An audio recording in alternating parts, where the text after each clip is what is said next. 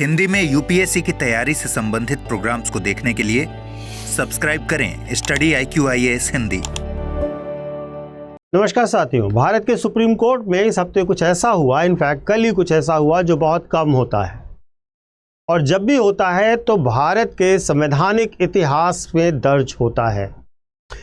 Chief justice चाहे DY Chandrachud रहे हों या UU ललित रहे हों, उनके दौर में भी ऐसा नहीं हुआ, लेकिन वर्तमान CJI BR गवाई जो अपने कार्यकाल के अंतिम दिनों में चल रहे हैं, न्यायपालिका के अंदर कुछ ऐसा किया सुप्रीम कोर्ट के अंदर जिससे संवैधानिक भूचाल आ गया। 16 मई को उन्होंने जो आदेश दिया था, उसी आदेश को उन्होंने अपने रिटायरमेंट के जस्ट पहले पलट दिया, वापस ले लिया। जी हाँ, supreme court recalled its own judgment. और सबसे बड़ा सवाल कि क्या अन्य जज CJI के पिछले डिसीजन से नाराज थे? क्या यह डिसेंट सिर्फ मतभेद नहीं बल्कि जुडिशियल प्रोसेस पर एक बड़ी बहस है?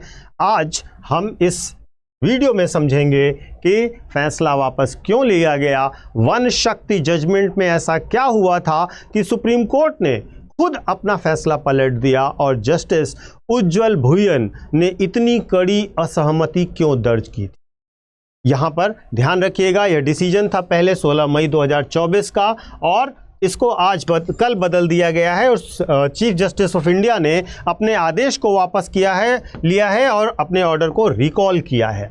तो हमें यह समझना चाहिए कि वन शक्ति जजमेंट क्या था और उसमें ऐसा क्या हुआ था कि सुप्रीम कोर्ट को अपना फैसला पलटना पड़ा, यह समझिएगा। तो देखिए, सबसे पहली बात यह है कि वन शक्ति है क्या। यह मुंबई आधारित एक एनवायरमेंटल NGO है जो लगातार कोस्टल जोन मैंग्रोव्स के लिए और अर्बन इकोलॉजी से जुड़े मामलों के लिए याचिकाएं दायर करती। 16 मई 2024 को सुप्रीम कोर्ट ने एक महत्वपूर्ण आदेश दिया और वह आदेश सभी हाई कोर्ट्स के लिए एक डायरेक्टिव था, जिसमें यह कहा गया था कि कोस्टल रेगुलेशन जोन और एनवायरमेंटल क्लियरेंसेस के साथ साथ ग्रीन लिटिगेशन से जुड़े मामले केवल और केवल नेशनल ग्रीन ट्रिब्यूनल देखेगा, NGT देखेगा। हाई कोर्ट में सीधे ये मामले नहीं जाएंगे। यह ऑर्डर एक तरीके से हाई कोर्ट के ओरिजिनल जुरिस्डिक्शन को सीमित कर रहा था, उनके प्रारंभिक क्षेत्राधिकार को सीमित कर रहा था, और यहीं से यह विवाद शुरू हुआ। तो मुद्दा यही था कि कोस्टल रेगुलेशन जोन और पर्यावरण मंजूरी का मामला सीधे हाई कोर्ट नहीं सुनेगा, पहले NGT सुनेगा, और इसी पर पूरी विवाद हुई। CJI ने फैसला क्यों पलटा, CJI का यू टर्न क्या बताता है? देखिए, कोर सवाल यही है कि CJI ने क्यों पलटा अपना ही खुद का किया हुआ फैसला। यह फैसला भी जो पहले था वो चीफ जस्टिस ने ही किया था।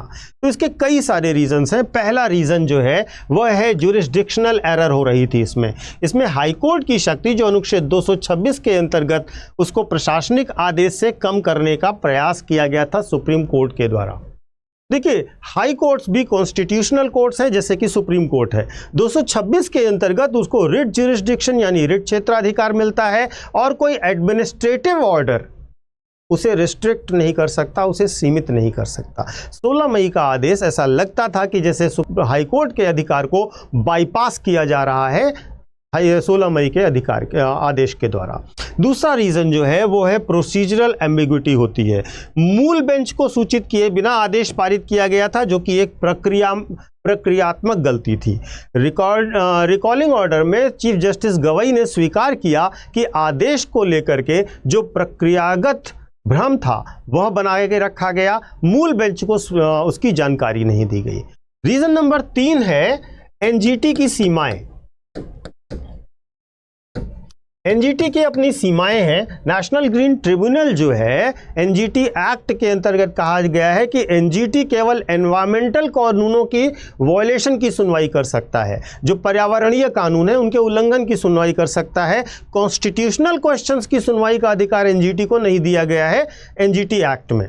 तो अगर कोई एनवायरमेंटल मुद्दा फंडामेंटल राइट्स से जुड़ जाए या फंडामेंटल राइट्स के वॉयलेशन से जुड़ जाए, तो यह तो केवल और केवल हाई कोर्ट ही सुन सकता है, NGT को सुनने का अधिकार नहीं था। तो NGT की सीमाएं तीसरा बड़ा रीजन थी जिनके कारण इस निर्णय को वापस लेना पड़ा चीफ जस्टिस को स्वयं। और चौथा पब्लिक कॉन्फिडेंस और जुडिशियल क्रेडिबिलिटी का मामला था, न्यायिक साख का मामला था, जहां सुप्रीम कोर्ट का आदेश खुद हाई कोर्ट के कॉन्स्टिट्यूशनल पावर से टकराए तो कहीं ना कहीं एक बड़ा संकट पैदा करता, और चीफ जस्टिस ने यही सोचकर इसे वापस लेना महत्वपूर्ण और अच्छा समझा, सही समझा।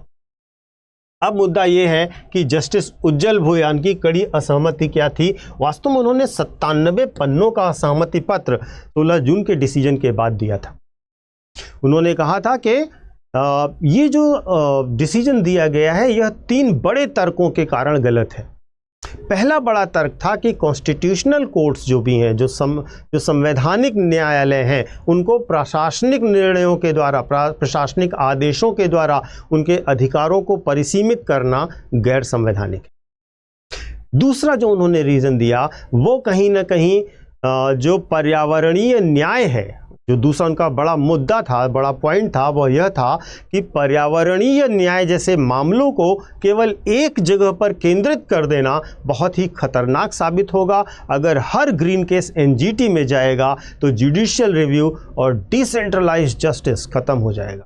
और तीसरा बड़ा कारण जो उन्होंने अपनी असहमति का बताया था वो यह था कि 16 मई को जो डिसीजन लिया गया है वो कहीं ना कहीं जुडिशियल ओवर रीच को दिखाता है। जस्टिस भुयान ये कहते हैं कि यह डिसेंट केवल विरोध नहीं है बल्कि कॉन्स्टिट्यूशनल क्लैरिटी इस्टेब्लिश करने की बात है। एनवायरमेंटल मैटर्स केवल टेक्निकल नहीं होते हैं बल्कि वे फंडामेंटल राइट्स से जुड़े होते हैं। वास्तव में उन्होंने बहुत ही स्ट्रॉन्ग ऑब्जेक्शन किया था चीफ जस्टिस के डिसीजन पर, और यह वही पॉइंट है जहां पर आप ये नैरेटिव देख रहे हैं कि जज और सीजेआई के बीच में बड़ा विवाद हुआ, और यह चीफ जस्टिस को भी एहसास हुआ कि कहीं ना कहीं उनसे गलती हो गई है।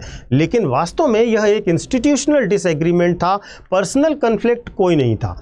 इसके साथ साथ अब इस मुद्दे में जो संवैधानिक निहितार्थ है वो आपको समझने चाहिए एज अ यूपीएससी स्टूडेंट। देखिए, सबसे पहली चीज़ है जीएस पेपर 2 के हिसाब से अगर आप देखेंगे तो हाई कोर्ट्स की रिट ज्यूरिसडिक्शन, जहां पर इसको इस्टेब्लिश किया गया है, हाई कोर्ट की शक्तियों को पुनर्स्थापित किया गया है। सुप्रीम कोर्ट ने कहा है कि हाई कोर्ट्स की रिट ज्यूरिसडिक्शन को अनटच्ड ही रखा जाएगा। दूसरा, जुडिशियल डिसेंट की बात हो रही है जहां पर लोकतंत्र में असहमति का महत्व दिया जा रहा है। इंस्टीट्यूशनल करेक्टनेस है, सुप्रीम कोर्ट अपनी खुद की गलती सुधार रहा है। और एनवायरमेंटल गवर्नेंस है जहां पर एनजीटी बनाम कॉन्स्टिट्यूशनल कोर्ट के मामले को सुधारा जा रहा है।